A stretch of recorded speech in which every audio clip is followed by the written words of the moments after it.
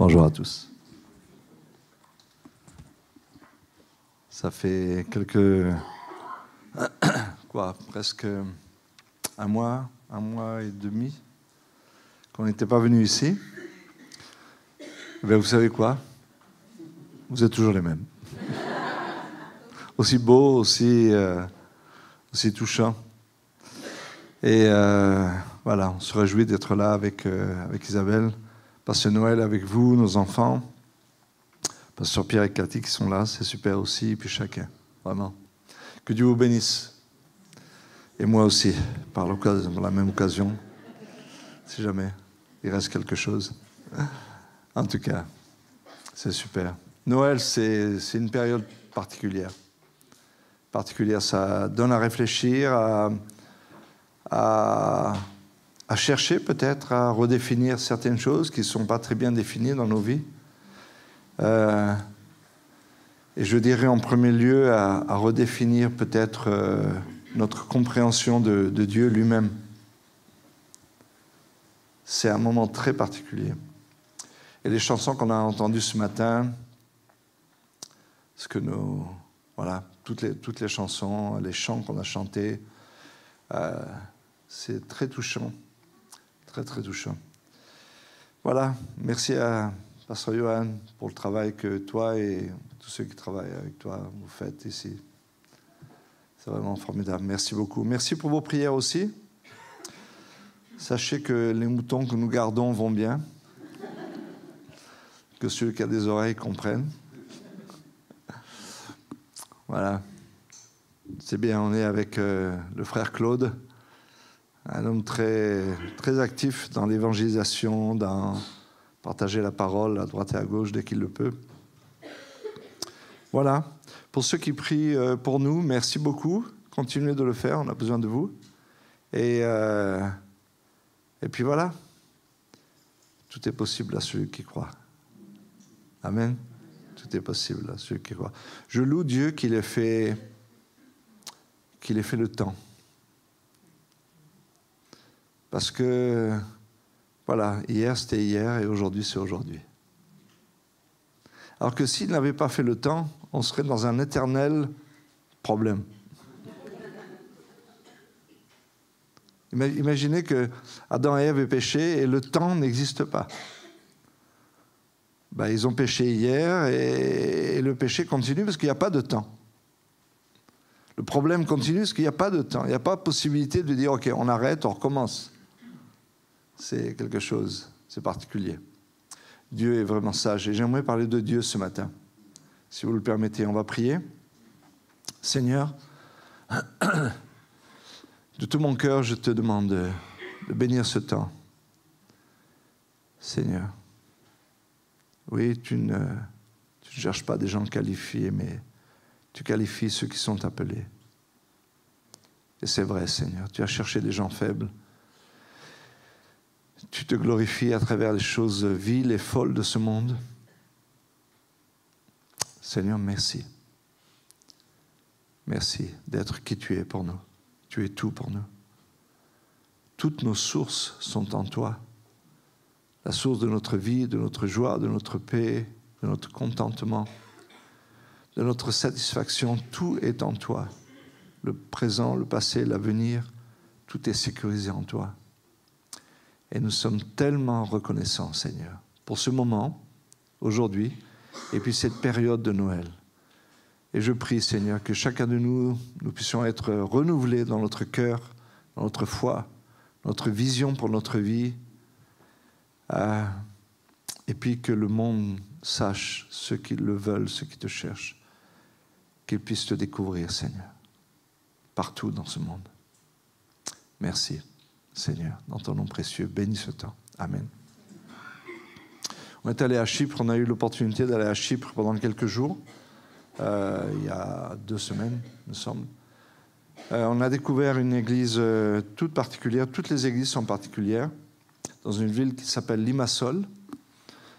Limassol, j'ai beaucoup aimé être là-bas, mais beaucoup moins quand ils ont battu Marseille. En Coupe de la Ligue Europe. Ils ont battu Marseille, j'en revenais pas. Néanmoins, C'était vraiment très intéressant. On a trouvé une église très particulière, comme je disais, beaucoup d'expatriés, d'Iraniens convertis. C'est vraiment très touchant, vraiment très, très, très touchant. Et puis de voir le travail que Pasteur Larry et son épouse Beverly font là-bas. Très proche des gens, un peu comme vous ici, mais en plus petit, ils sont une vingtaine. Ils aiment vraiment le Seigneur et vraiment on croit que Dieu va les utiliser pour de grandes choses là-bas aussi. C'est une île qui est rattachée au niveau de la culture à la Grèce, donc beaucoup d'églises orthodoxes. On en a visité quelques-unes qui sont toujours sur le même modèle de construction et puis d'apparence.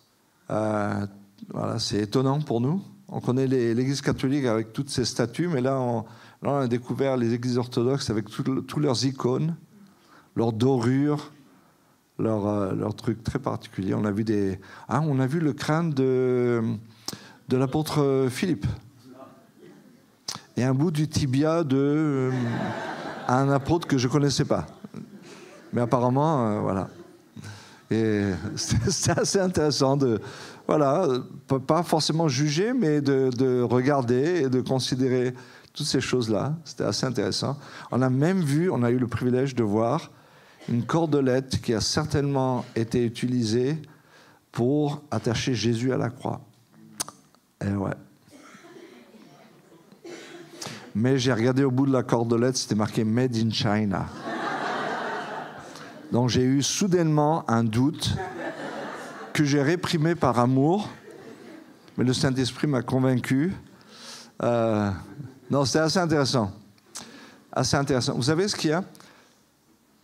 Plus on sort de la simplicité de l'Évangile, et plus on doit être compliqué dans notre foi. C'est comme ça. Plus on sort de la simplicité, on s'écarte de la simplicité de Christ et de l'Évangile, et tout doit devenir compliqué pour compenser. Alors que dans la simplicité de Christ, il y a la plénitude de Dieu lui-même. La plénitude de Dieu. On n'a pas besoin de dorures, de machins, d'artifices, de vêtements particuliers, etc. En tout cas, on a eu 5 jours vraiment très intéressants. Et de plus, ça m'a rappelé ma Calabre. Là où je suis né. Et j'ai retrouvé un fruit qui s'appelle le caroube. Le caroube que mangeaient les cochons, que le fils prodigue gardait. Et moi, j'ai été plus béni que lui parce que moi, j'ai pu en manger. Lui ne pouvait pas en manger, mais moi, j'en ai mangé. Et ça m'a rappelé, quand j'étais petit, effectivement, que je mangeais ça, justement, le goût, etc. Donc, on a eu vraiment un très, très, très bon temps. C'était super. Voilà, aujourd'hui, j'aimerais vous parler donc de Dieu et spécialement de la consolation qui vient de Dieu. Parce que si vous pensez à Noël, et si je pense à Noël, oui, Noël, en général, le mot qui caractérise Noël, c'est cadeau. Et pas forcément les cadeaux qu'on se donne, mais le don que Dieu a fait à l'humanité. Et c'est vrai. Mais le but de ce don-là, c'est pour apporter une consolation dans un monde qui devient de plus en plus fou. Et dans lequel, nous aussi, chrétiens, on risque de perdre le sens aussi de notre vie si on ne fait pas attention. Et donc, Dieu a donné effectivement son Fils. Il a envoyé ce cadeau. Les gens pensent qu'Amazon a tout inventé, mais non. Non. On a reçu un cadeau bien avant que Amazon et compagnie n'aient été inventés. Un don qui nous est venu du ciel lui-même. Mais quel est le but profond même de ce cadeau-là ? Si ce n'est de donner une espérance et de la consolation à ceux qui n'en ont pas, justement, dans ce monde. C'est ça le but. Dans 1 Timothée 2,4, vous connaissez sûrement ce verset, il est dit « Dieu veut que tous les hommes soient sauvés et qu'ils parviennent à la connaissance de la vérité. » C'est assez intéressant que l'apôtre Paul enferme dans la volonté générale de Dieu 2 choses, le salut et la connaissance de la vérité, pas autre chose. C'est le fondement de notre vie chrétienne, être sauvé et parvenir à la connaissance de la vérité.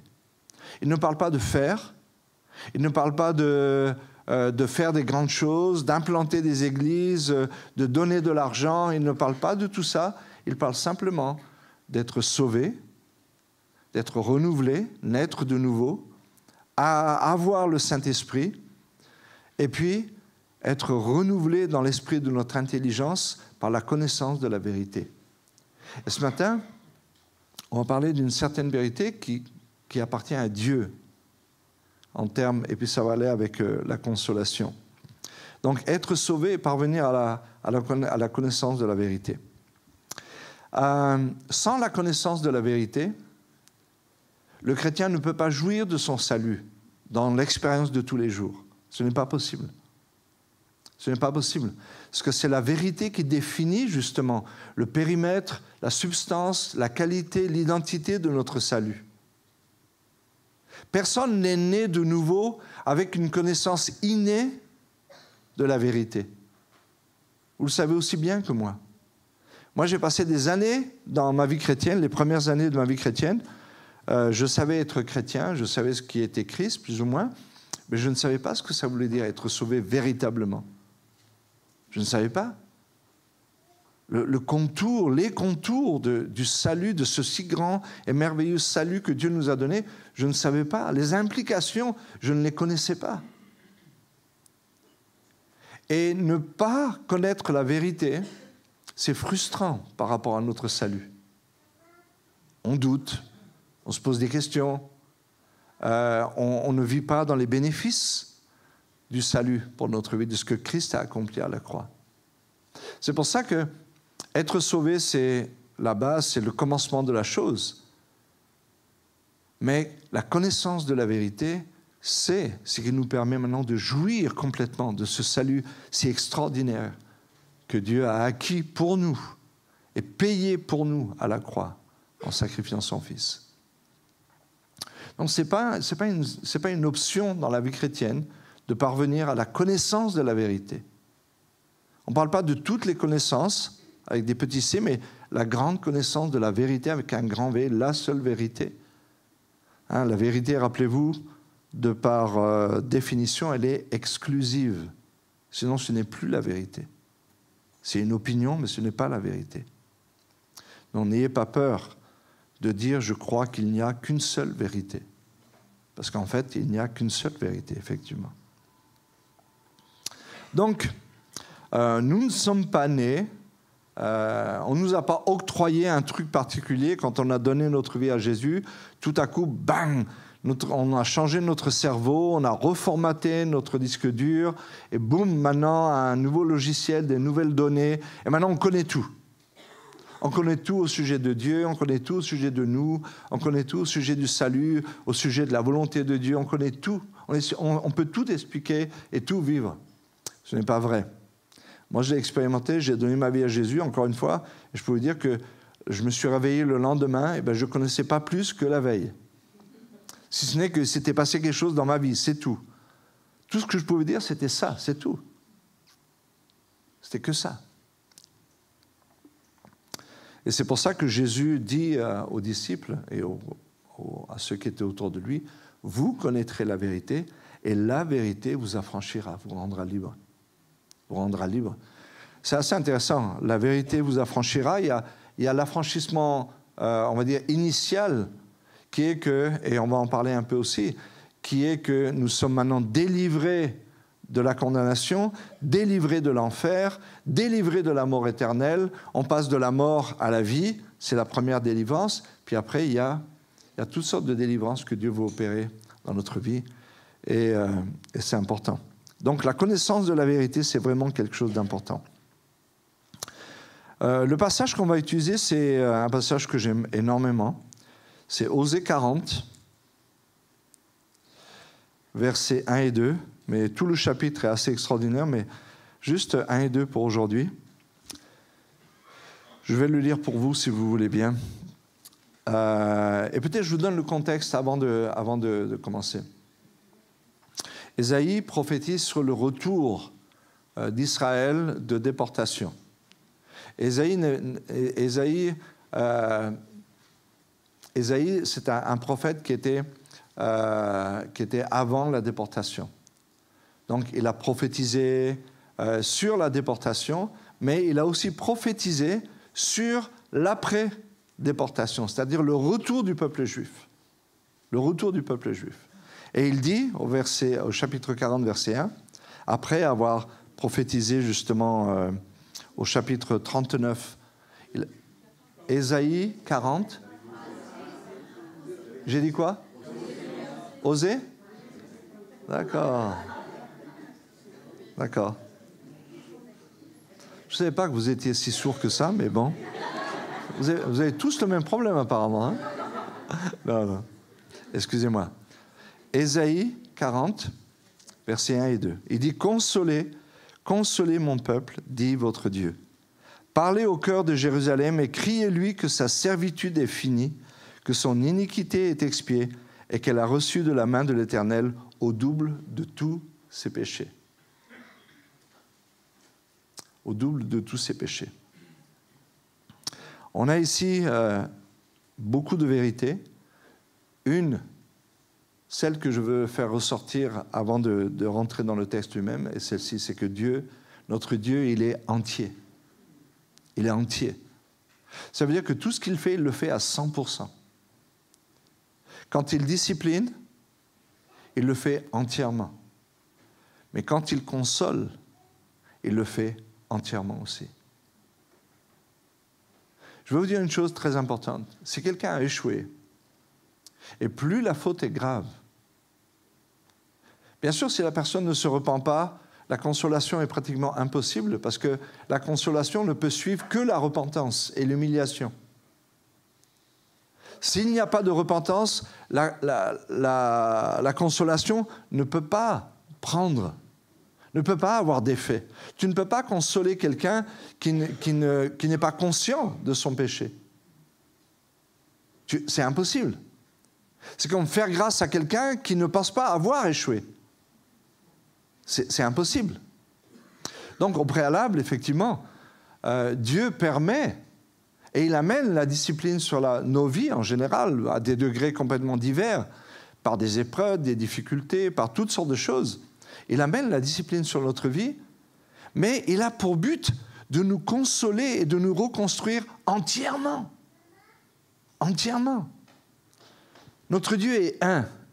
Il est indivisible. Ce n'est pas possible de le diviser, de dire il est 10% amour, 20% justice, 5% ceci et cela. C'est impossible.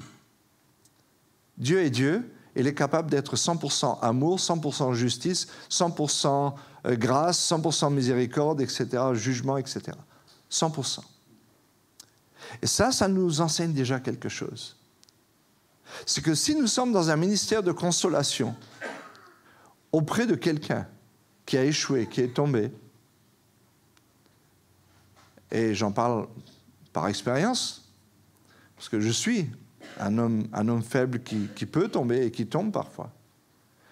La seule chose qui peut relever véritablement et reconstruire un homme qui est tombé, c'est une consolation aussi forte que l'échec qu'il a pu avoir auparavant. Il faut qu'il y ait comme une espèce d'équivalence. Et je vais vous donner quelques exemples et vous allez voir combien c'est tellement flagrant dans la parole de Dieu. Si la consolation n'est pas à la hauteur du besoin, eh bien, le pardon sera mal vécu. Le pardon ne pourra pas être bien vécu. Parce que le pardon, c'est le frère de la consolation. Et ils marchent ensemble. Ils marchent ensemble. On ne peut pas pardonner quelqu'un sans avoir un ministère de consolation vis-à-vis de lui. C'est pour ça que le pardon, et j'ai beaucoup aimé c'était un enseignement, je ne sais pas si c'est Pasteur Stevens qui avait donné cet enseignement, mais en tout cas on l'a repris, moi je l'ai utilisé beaucoup de fois parce que pour moi il est important. La finalité du pardon, c'est de pouvoir se tourner vers la personne qui t'a offensé et de lui dire « Qu'est-ce que je peux faire pour toi ?» Parce que si Dieu t'a trouvé digne d'être offensé, c'est parce qu'il veut t'utiliser pour aider la personne qui t'a offensé. Parce que si elle t'a offensé, c'est qu'elle a un problème. Elle a une carence quelque part. Il y a un manque quelque part. Et Dieu permet que tu sois l'offensé pour que l'offenseur puisse être aidé par toi. Et ça, c'est la vie de Dieu, la vie que Dieu nous propose. C'est quelque chose de particulier. Donc, Dieu a discipliné Israël. Juda est parti en déportation. 70 ans après, certains sont revenus, d'autres ne sont pas revenus. Mais ceux qui sont revenus pour se réinstaller à Jérusalem, dans Juda, en Israël, Dieu dit, il le dit deux fois, il dit « Consolez, consolez mon peuple ». Il parle bien sûr aux prophètes, il parle aux sacrificateurs, il parle à ceux à qui Dieu a donné une autorité, un pouvoir, une position pour consoler le peuple. Vous imaginez, vous avez échoué lamentablement.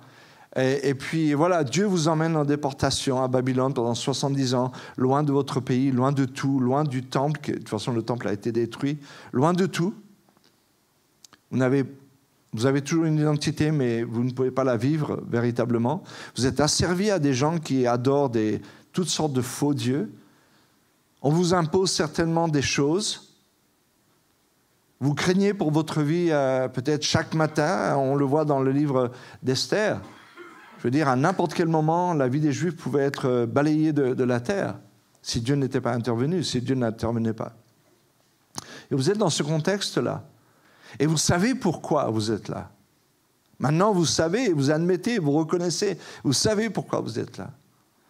Et puis maintenant, on vous dit, OK, retourne dans ton pays. Et toi, tu retournes et tu te dis, est-ce que Dieu va m'accepter? Est-ce que Dieu va me reprendre? Est-ce que Dieu m'aime encore? Et Dieu sait que ces voies-là pénètrent notre âme beaucoup plus facilement qu'on ne peut l'imaginer quand on a échoué. Je ne parle pas d'un petit truc, je parle de choses importantes qui modifient quelque part notre façon de penser. Et Dieu le sait. Dieu sait. C'est pour ça que dans Jérémie 31:3, il dit « De loin l'Éternel se montre à moi ». Et il parle du même moment, c'est-à-dire le peuple qui revient à Jérusalem. Il dit « De loin l'Éternel se montre à moi ». Il sait que j'ai besoin qu'il me dise quelque chose avant que je n'arrive là où je dois arriver. Il a besoin de me reconstruire. Il a besoin de faire quelque chose. La consolation, c'est quelque chose d'immense. D'immense. L'apôtre Paul, c'était on va dire un colérique ou un sanguin, je ne sais pas ce qu'il était véritablement, mais en tout cas, c'est un homme, vous savez, qui s'embarrassait pas des détails. Pour lui, ça passe ou ça casse. Et quand Jean-Marc est venu avec lui et Barnabas au premier voyage, Jean-Marc, à un moment donné, les a quittés, justement, avant d'aller à Chypre, je crois, en passant par Chypre. Et puis, au second voyage, Barnabas veut amener Jean-Marc avec lui et l'apôtre Paul dit non, il nous a quittés la première fois, on n'a pas besoin de lui, il va nous embêter quelque part. Et Barnabas dit, moi, si tu ne prends pas mon neveu, moi je ne viens pas avec toi non plus. Parce que s'il t'a quitté, il a un besoin et il a besoin d'être consolé. Barnabas, ça veut dire fils d'exhortation. Exhortation et consolation, c'est des synonymes. Et donc, on retrouve ensuite Paul qui dit « Faites venir Jean-Marc avec moi, car il me sera utile ». Ça veut dire qu'il y a un travail qui a été fait dans Jean-Marc. La consolation a travaillé, l'exhortation a travaillé. Et ça a recréé quelque chose. Vous imaginez Jean-Marc qui entend de Paul « Non, je ne te veux plus, je ne te veux pas, allez, retourne chez ta mère ». Vous imaginez ce que ça peut produire dans le cœur de quelqu'un? Attention, je ne juge pas Paul, hein, c'était lui le patron, c'est lui qui savait comment il voulait diriger son équipe et sa vie, ce n'était pas un problème. Mais imaginez ce que ça pouvait produire dans le cœur de Jean-Marc. Et heureusement qu'il y a des fils de consolation, des fils d'exhortation et de consolation. Heureusement qu'il y en a.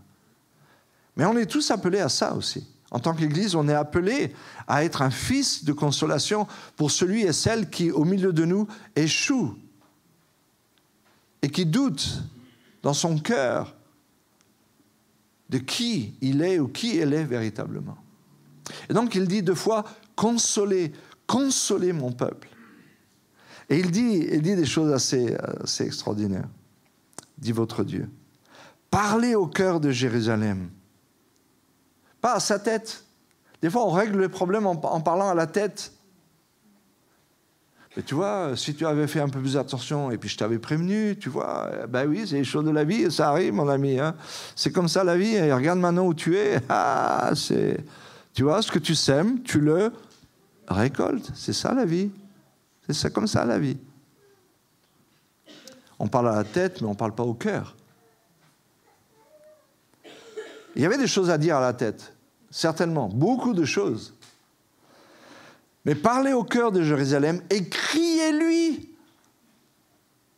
C'est même pas juste dites-lui, mais criez-lui. Assurez-vous qu'elle entend ce qu'elle a besoin d'entendre. Assurons-nous que notre frère entend ce qu'il doit entendre quand il a échoué. La consolation, c'est le cœur de Dieu, c'est Noël même. La consolation, c'est Noël. C'est Noël. Un sauveur nous est né. Waouh! Donc ça veut dire que je peux ne plus être perdu. Si un sauveur est né, ça veut dire que je n'ai plus besoin de rester perdu.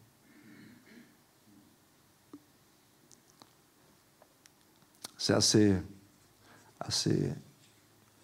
Donc Dieu nous montre ici qu'il ne retient rien. Il n'est pas le Dieu des demi-mesures. Il fait, ou il ne fait pas. Il donne, ou il ne donne pas. Il ne retient rien, il ne fait rien. Il n'est pas comme nous. Nous, on a des carences terribles dans notre âme.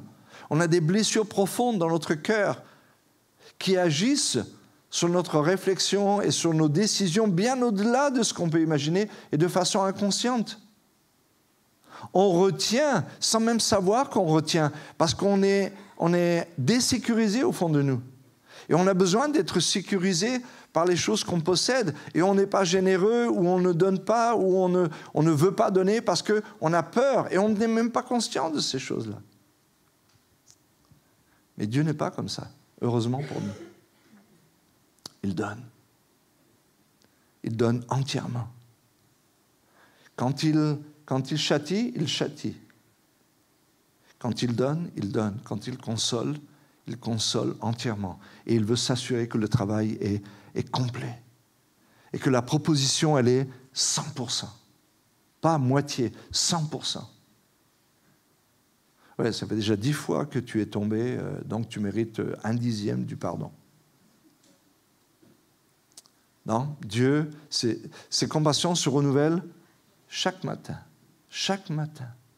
Ses bontés et sa miséricorde, ses compassions se renouvellent chaque matin. 100%, 100%, 100%, 100%, matin, midi et soir. Et s'il fallait fractionner la journée en 40 millions de morceaux, eh bien ce serait toujours 100% de la consolation de Dieu, de l'amour de Dieu, de la compassion de Dieu.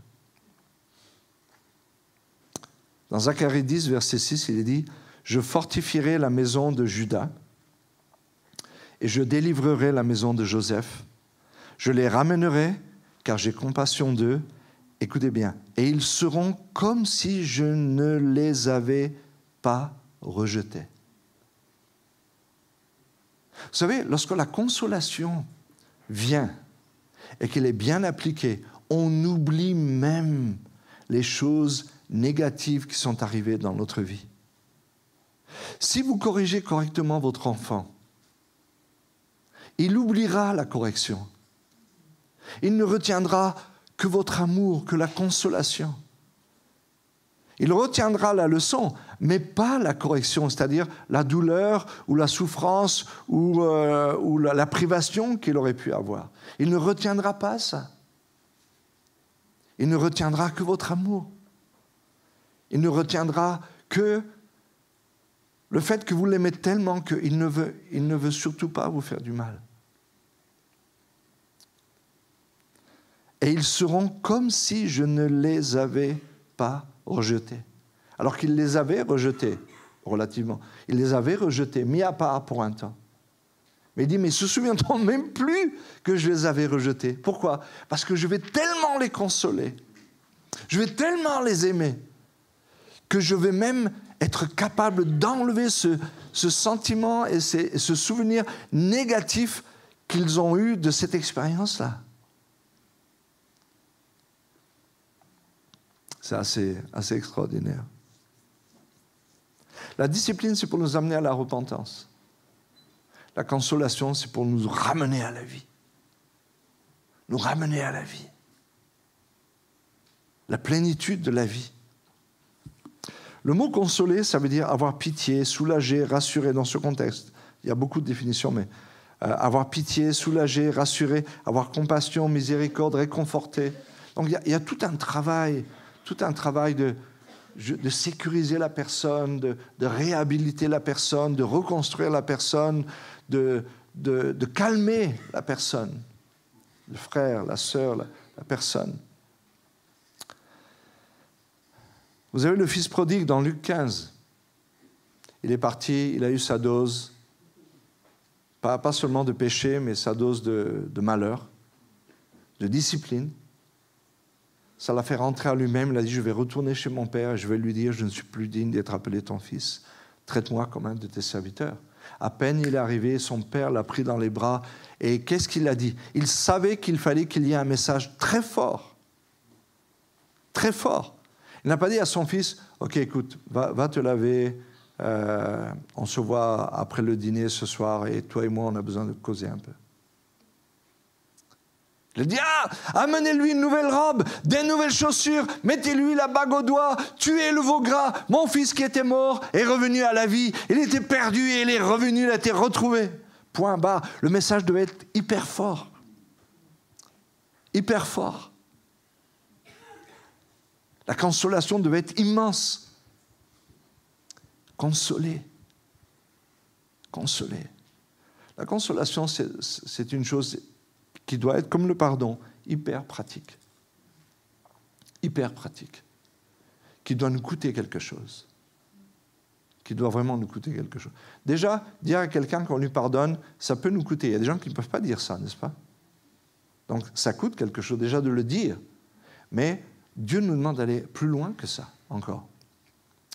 Et c'est Dieu qui nous aide, bien sûr, par le Saint-Esprit qui est en nous, parce que nous sommes devenus comme Christ, nous avons la nature de Dieu, nous avons le Saint-Esprit, et le Seigneur nous aide dans nos faiblesses, il n'y a pas de problème. Ce qui est impossible à l'homme est possible à Dieu. Et Dieu habite en nous, faisons appel à Dieu pour ce qui est impossible. Le fils prodigue. Pierre, après avoir renié le Seigneur 3 fois dans Jean 21, le Seigneur va l'inonder encore aussi de consolation. Il dit, paie mes brebis, paie mes brebis. Non, mais non, paie mes brebis. Non, non, non, pas moi, paie mes brebis. Et puis on ne sait pas ce qu'il lui a dit. Quand Pierre a plongé alors que les autres étaient affairés à remonter le filet plein de poissons, Pierre a tout laissé, il est allé vers Jésus. Et là, ils ont une discussion privée. Mais je suis persuadé que Dieu l'a inondé de consolation.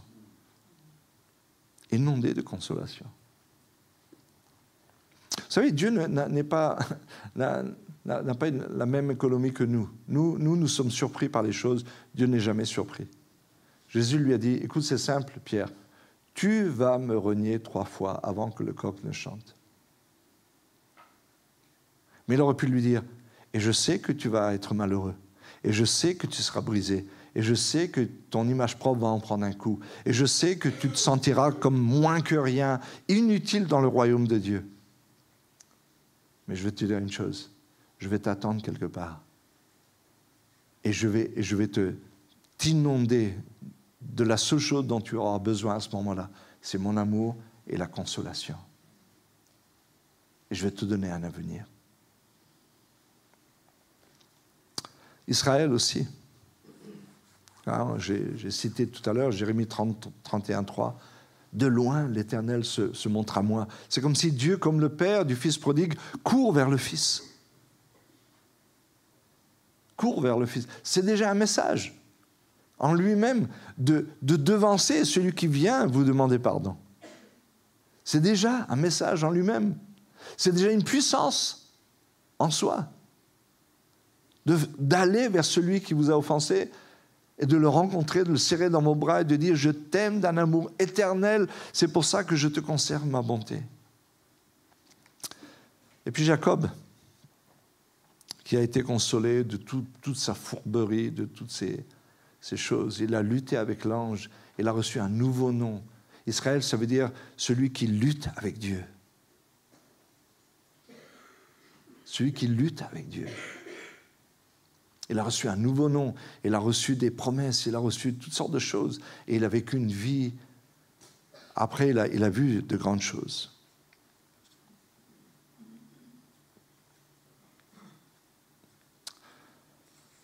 Le monde autour de nous, il est ce qu'il est.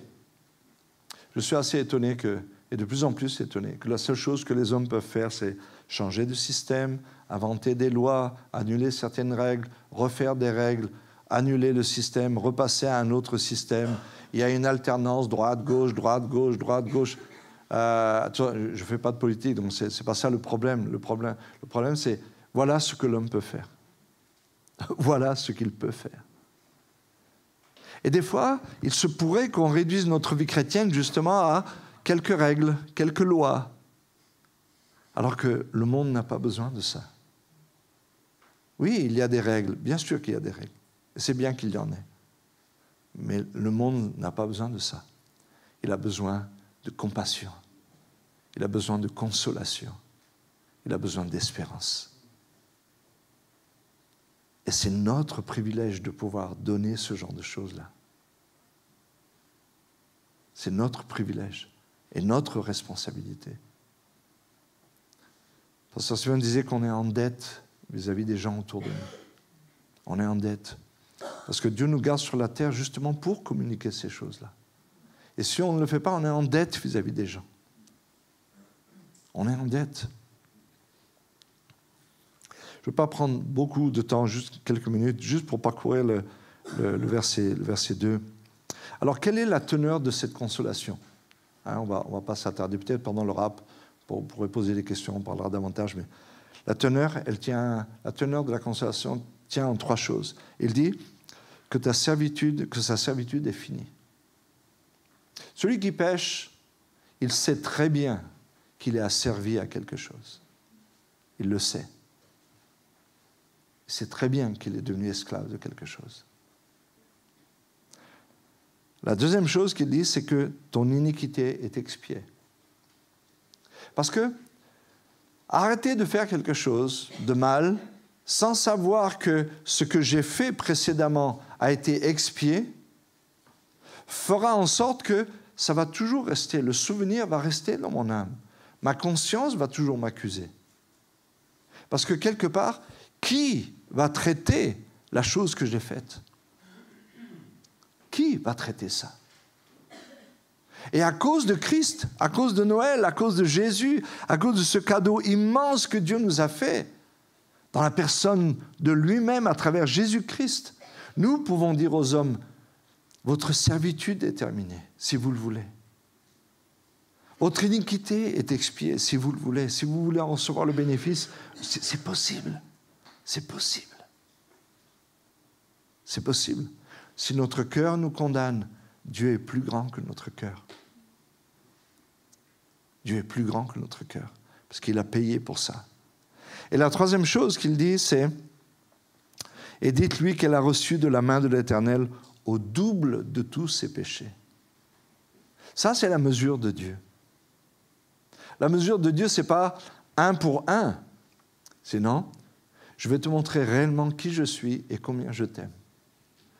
Positivement, je vais te donner au double de ce que tu as gâché toi-même. Pierre en est un grand exemple, n'est-ce pas?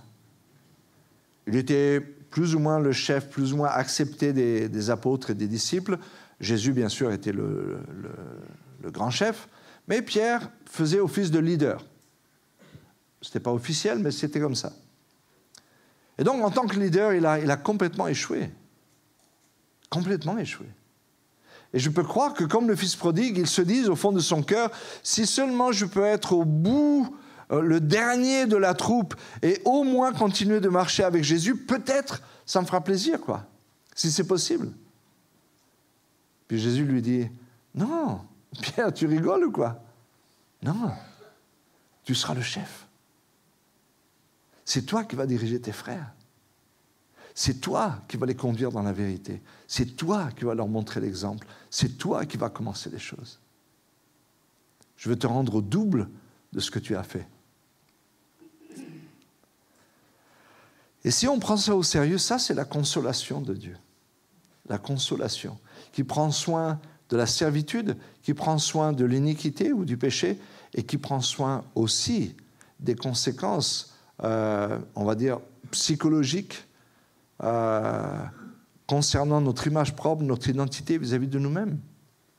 Et Dieu nous dit, non, tu n'es pas un échec. Non, non, tu as échoué, mais tu n'es pas un échec. Et je vais te dire pourquoi. Parce que, regarde, je vais te montrer une image de ce que tu vas être dans 1 an, dans 2 ans, dans 3 ans, dans 5 ans. Je vais te montrer ce que tu es. Et tu vas regarder l'image, tu vas dire, ce n'est pas possible. Ce n'est pas possible que ce soit moi, celui qui est là aujourd'hui, que ce soit moi là, qui fasse ça pour le Seigneur, qui ait obtenu ce ministère, qui remplisse cet appel, cet office. C'est moi qui ai échoué si lamentablement. Oui, c'est toi. C'est toi.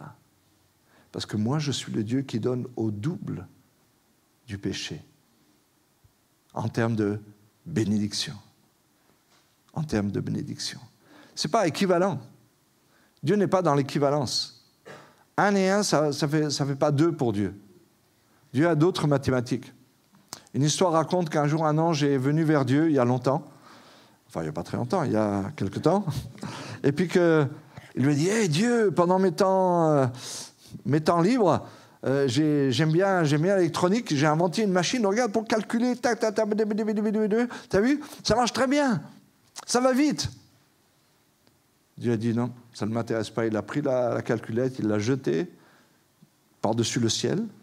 Elle est tombée, quelque part. Un homme l'a ramassée et depuis, ben voilà. Nous, on calcule. Tu me dois. Non, là, tu as fait une erreur. Et nous, on calcule. Dieu, lui, ne calcule pas comme ça. Il a une autre façon de calculer. Et donc, une partie de l'histoire de Noël, pour moi, c'est ça. C'est la consolation dont on a tous besoin, à des degrés différents. On a tous besoin d'être édifiés, tous besoin qu'on nous dise la vérité qui vient de Dieu. Dire à quelqu'un que Dieu l'aime, c'est pas de l'exagération, c'est la vérité. Dire à quelqu'un Dieu a un plan merveilleux pour ta vie, c'est pas de l'exagération, c'est la vérité. Moi, je suis pas, moi, un fan de l'édification outragère. Vous savez, le gars, il fait un petit pas et on lui dit « Oh, wow, tu sais marcher, toi, wow !» Attends, je fais ça toute ma vie. Je fais ça toute ma vie. Tu me dis « Wow !» Non, dis-moi ce que Dieu dit de moi. C'est ça qui est important pour moi. Dis-moi ce que Dieu dit de moi. Donc, que Dieu vous bénisse. Et on va juste prier. Seigneur, apprends-nous à être des fils et des filles de consolation. Parce que tu es le Dieu de toute consolation, la Bible dit. Vraiment de toute consolation. Je te remercie, Seigneur, d'être notre Père, comme on l'a entendu. L'amour de notre Père. Merci d'être entier dans tout ce que tu fais dans nos vies. C'est la garantie, Seigneur, que tu n'oublies jamais rien. Nous ne manquons jamais de rien. Même s'il nous semble que nous manquons et que Dieu permet certaines choses, nous ne manquons de rien. Dieu est 100% de ce qu'il fait avec nos vies. Et nous te remercions ce matin, Seigneur.